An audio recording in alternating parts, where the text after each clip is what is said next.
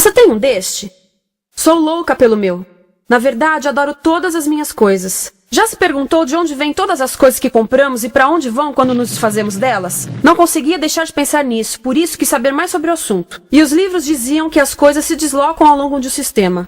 Da extração, para a produção, para a distribuição, para o consumo e para o tratamento de lixo. Isso tudo se chama a economia de materiais. Bem, estudei um pouco mais. Eu passei 10 anos viajando pelo mundo, atrás de pistas de onde vêm as nossas coisas e para onde vão. E sabe o que eu descobri? Esta não é toda a história. Falta muita coisa nessa explicação. Em primeiro lugar, neste sistema parece que está tudo bem, sem problemas. Mas, na verdade, é um sistema em crise, porque trata-se de um sistema linear. E nós vivemos num planeta finito. E não se pode gerir um sistema linear num planeta finito, indefinidamente. Em todas as suas etapas, este sistema interage com o mundo real. A vida real não acontece numa página em branco. Interage com sociedades, culturas, economias, o ambiente. E durante as etapas, a vida vai se chocando contra seus limites. Limites que aqui não vemos porque o diagrama está incompleto.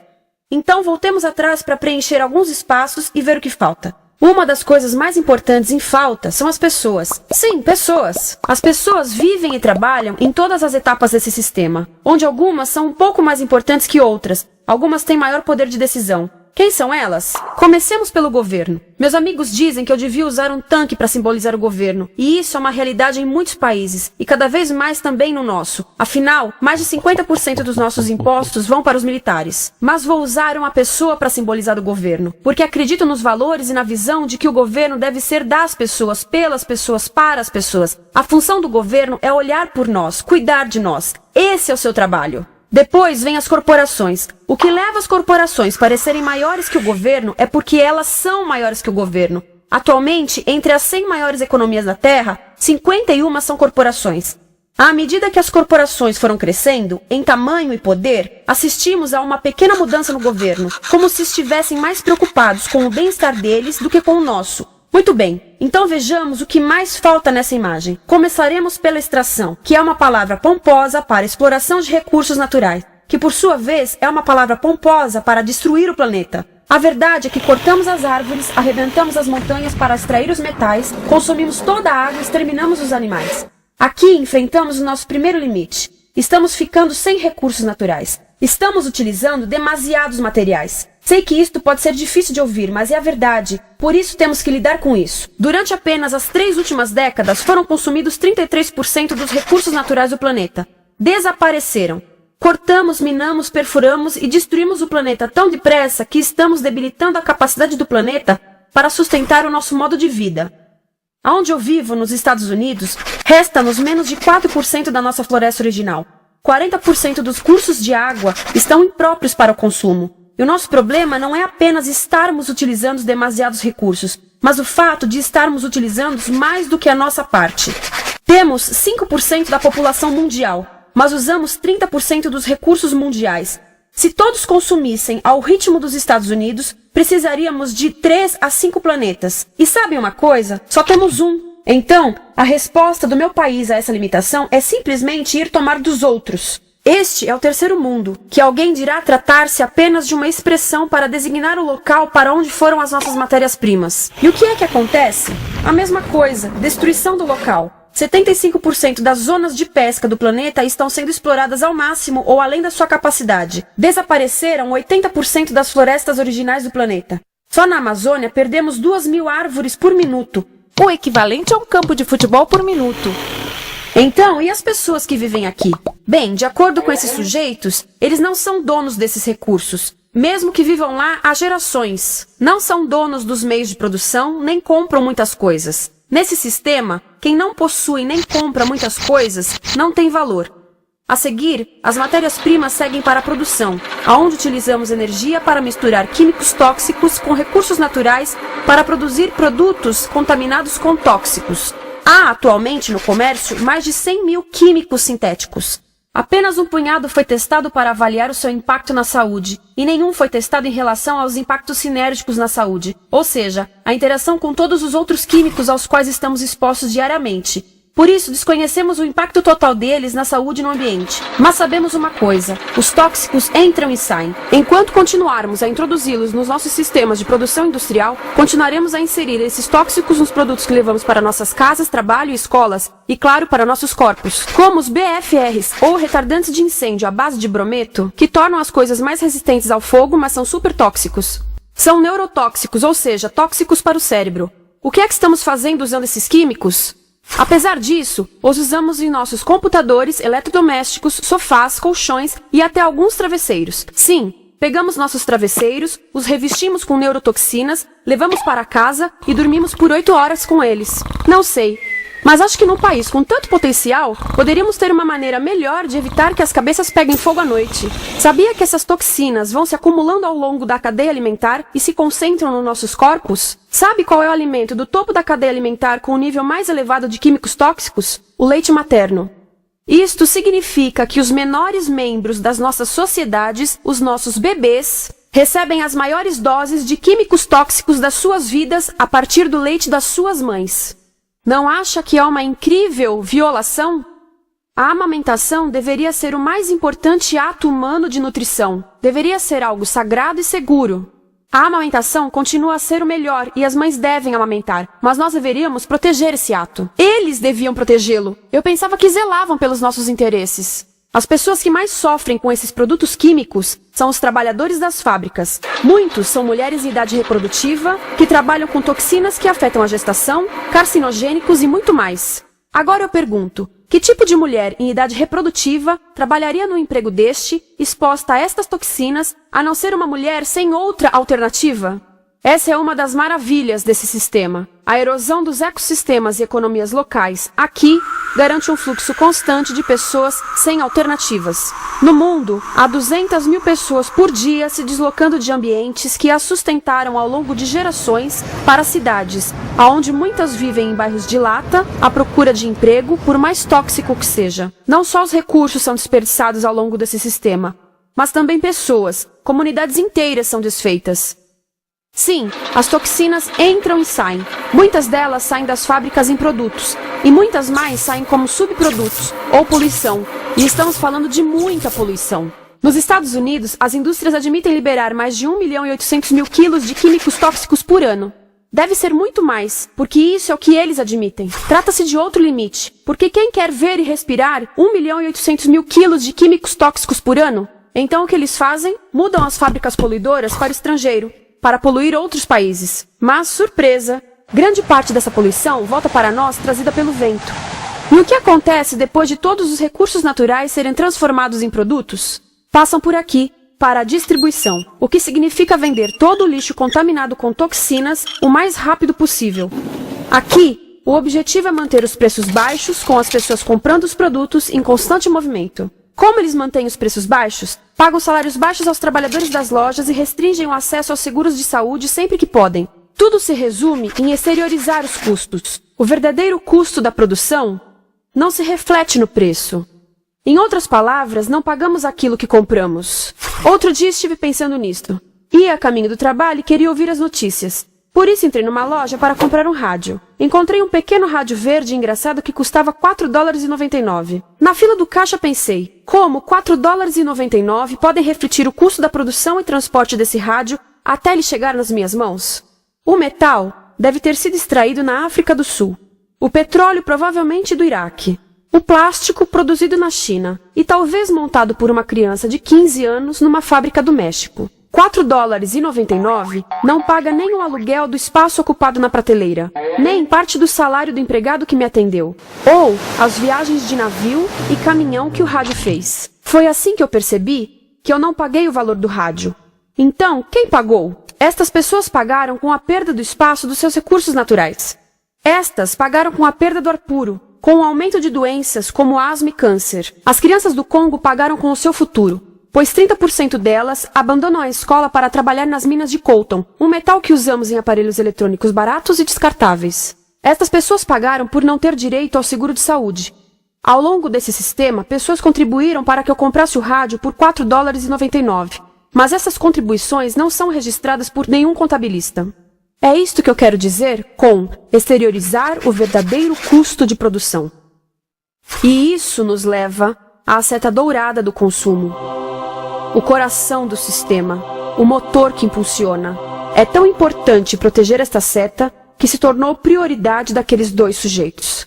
É por isso que após o 11 de setembro, quando nosso país estava em choque, o presidente Bush poderia ter sugerido fazer luto, rezar, ter esperança, mas não, ele disse para fazermos compras.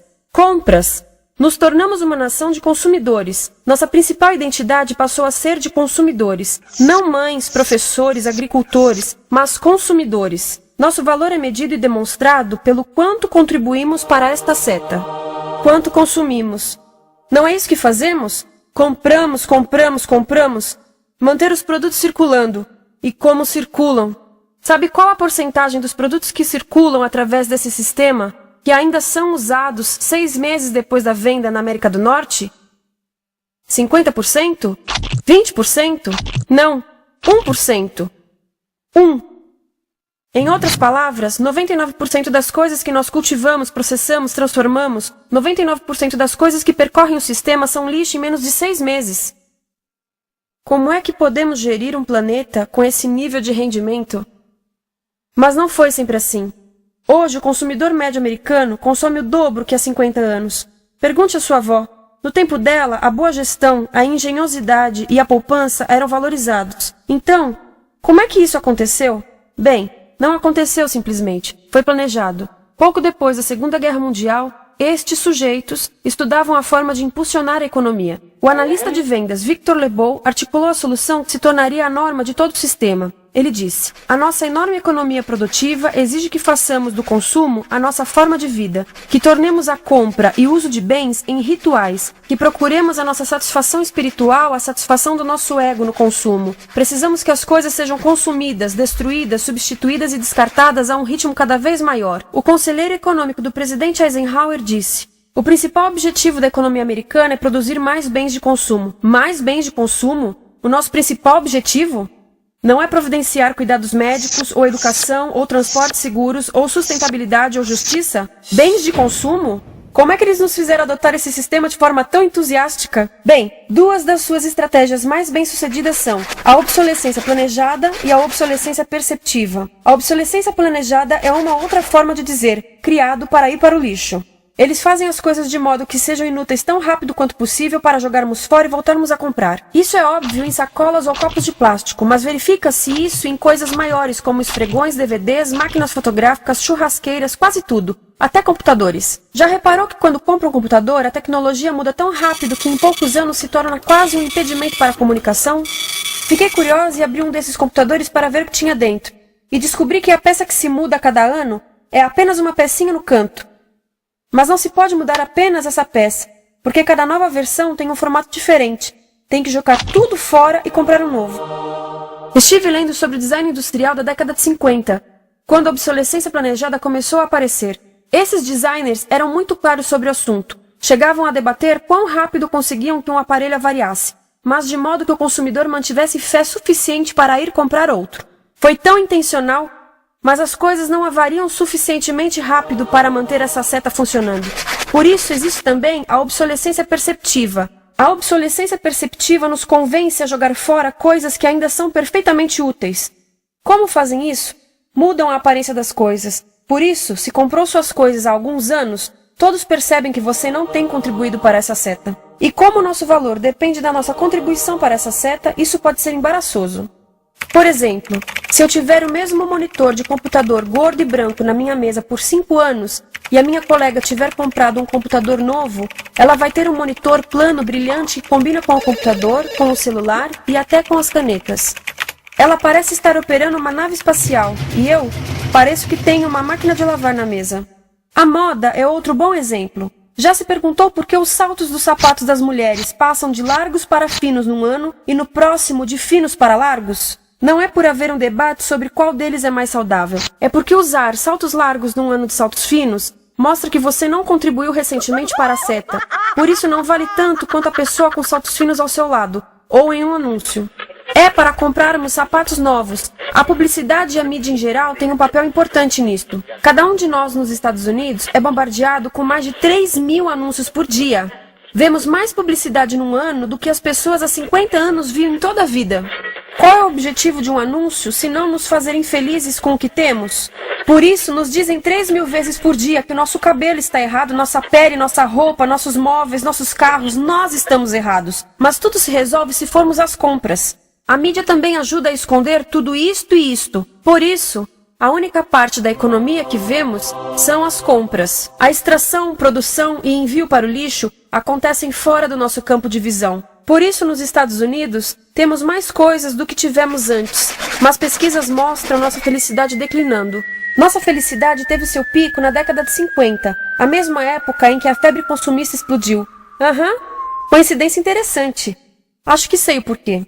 Temos mais coisas, porém menos tempo para o que realmente nos faz felizes. Amigos, família, tempo livre. Estamos trabalhando mais do que nunca. Analistas dizem que não temos tão pouco tempo livre desde a sociedade feudal. E sabem quais são as duas atividades que mais fazemos no pouco tempo livre que temos? Ver televisão e fazer compras. Nós, americanos, passamos 3 a 4 vezes mais tempo comprando do que os europeus. Assim, nessa situação ridícula, vamos trabalhar talvez em 2 empregos, e quando chegamos em casa exaustos e sentamos no sofá novo para ver televisão, os anúncios dizem que não prestamos, então vamos às compras para nos sentirmos melhor. Depois trabalhamos mais para pagar o que compramos, e chegamos em casa mais cansados, vemos mais televisão que nos diz para fazermos compras outra vez, e estamos nesse ciclo de trabalhar, ver, comprar, e podíamos simplesmente parar. Então, no final, o que acontece a todas essas coisas que compramos? Nesse ritmo de consumo, não cabe tudo em casa, apesar do tamanho médio das casas ter duplicado nesse país desde os anos 70. Vai tudo pro lixo, e isso nos leva ao tratamento do lixo. Essa é a parte da economia de materiais que conhecemos melhor, porque nós temos de levar o lixo até a esquina. Cada americano produz 2 quilos de lixo por dia, o dobro do que fazíamos há 30 anos. Todo esse lixo ou é despejado num aterro, que é um grande buraco no chão, ou ainda pior, primeiro é incinerado e depois despejado no aterro. As duas formas poluem o ar, o solo, a água, sem esquecer que alteram o clima. A incineração é realmente ruim. Lembra daqueles tóxicos da fase da produção? Bem, queimar o lixo libera esses tóxicos no ar. Pior ainda, produz supertóxicos novos, como a dioxina. A dioxina é a substância mais tóxica feita pelo homem, e os incineradores são a principal fonte de dioxina. Isso significa que podemos parar a principal fonte da mais tóxica substância conhecida e feita pelo homem, simplesmente parando de queimar o lixo. E podemos parar hoje. Algumas empresas não querem criar aterros e incineradores aqui. Por isso, também exportam os resíduos. Então, e a reciclagem? A reciclagem ajuda? Sim, a reciclagem ajuda. Ela reduz o lixo nessa extremidade e depois reduz a pressão para minerar e colher mais nessa extremidade. Sim, todos devemos reciclar, mas reciclar não é o suficiente. Reciclar nunca será suficiente, por 2 razões. Primeiro, o lixo que vem das nossas casas é apenas a ponta do iceberg. Para cada saco de lixo que deixamos na esquina, 70 sacos de lixo são criados anteriormente, só para fazer o lixo desse saco que deixamos na esquina. Assim, mesmo que pudéssemos reciclar 100% do lixo das nossas casas, não se chegaria ao coração do problema. Além disso, grande parte do lixo não pode ser reciclado, ou porque contém demasiados tóxicos, ou porque é criado de início para não ser reciclável. Como aquelas caixas de suco, que têm as camadas de metal, papel e plástico, todas coladas. Não dá para separar essas camadas para reciclá-las. Como se vê, é um sistema em crise. Por todo o percurso, estamos batendo em limites, do clima em mudança ao decréscimo da felicidade. Simplesmente não está funcionando. Mas a parte boa de um problema tão generalizado é haver tantos pontos de intervenção. Há pessoas trabalhando aqui salvando florestas, e aqui na produção limpa. Pessoas trabalhando em direitos do trabalho, em comércio justo, em consumo consciente, no bloqueio de aterros e incineradores. E muito importante em recuperar o nosso governo, para que seja realmente pelas pessoas e para as pessoas. Todo esse trabalho é criticamente importante, mas as coisas vão realmente começar a se mover quando enxergarmos as ligações, quando enxergarmos o panorama geral. Quando as pessoas ao longo do sistema se unirem, poderemos reivindicar e transformar esse sistema linear em algo novo, um sistema que não desperdice recursos ou pessoas, porque aquilo de que precisamos nos livrar é da antiga mentalidade de usar e jogar fora. Há uma nova escola de pensamento nesse assunto, e é baseada em sustentabilidade e equidade, química verde, 0 resíduos, produção em ciclo fechado, energia renovável, economias locais vivas, já está acontecendo. Há quem diga que é irrealista, idealista, que não pode acontecer. Mas eu digo que quem é irrealista são os que querem continuar pelo velho caminho. Isso é que é sonhar. Lembre-se que a velha forma não aconteceu por acaso. Não é como a gravidade que temos que conviver. As pessoas a criaram, e nós também somos pessoas. Por isso vamos criar algo novo.